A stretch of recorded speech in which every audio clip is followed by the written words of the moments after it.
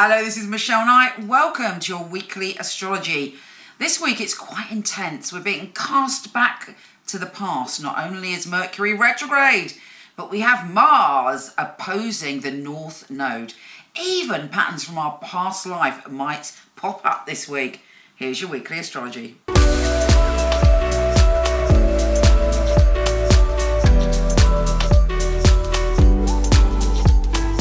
Sagittarius!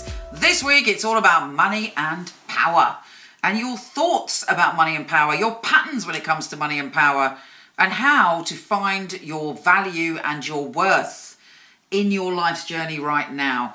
Now we have Mars, the planet of action, opposing the North Node, which is all about karma and past lives, and both of those are in a position to do with money, a reputation, and worth. And the North Node is bringing up a lot of issues for you about self-worth and maybe about shady dealings you did in a past life. Not necessarily, but possibly. Well, how do you feel about power? How do you feel about secrets? How do you feel about obsession and intensity? What is your reputation like? How do you see your reputation? Is your reputation important to you? Something connected to this situation is going to come to a head this week, and you're being urged to follow your true path and to honour and to build on what is of value to you. Mars is helping you push through actually to gather more security. And in fact, this week is a lot to do with security. But the North Node is reminding you that if you are not true to yourself, if you do any shady shit, there are always consequences. Or it may be that you meet someone that you used to have an obsession with and those feelings rise up again, but you have the chance to change them. You have the power of Mars to help you change things, but try not to lose your temper. Now, with Venus, the planet of love, also squaring Pluto, the Lord of transformation, there's a lot of choices you have to make, and you are being urged to make a choice about what you love, what makes you happy, what makes you feel creative. And for some of you, the people that feel like your soul partners or lovers that make you laugh, you may be making a radical decision of leaving something behind to follow your truth. But as it's a square, it's not necessarily easy.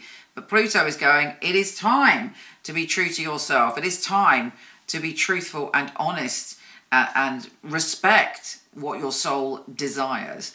In good news, we have the Sun joining forces with Mercury. So you're feeling a lot more confident and safer and secure, particularly when it comes to your environment, or you may feel more supported than usual by your family this week. It's a profound week. We all got to pay attention to our deepest stuff and work through it.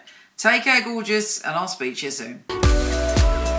If you want to check out your written monthly, weekly, yearly astrology, pop over to my website, micheleknight.com. I'm not doing readings at the moment, but I do have a company of some of the best psychics and astrologers in the world.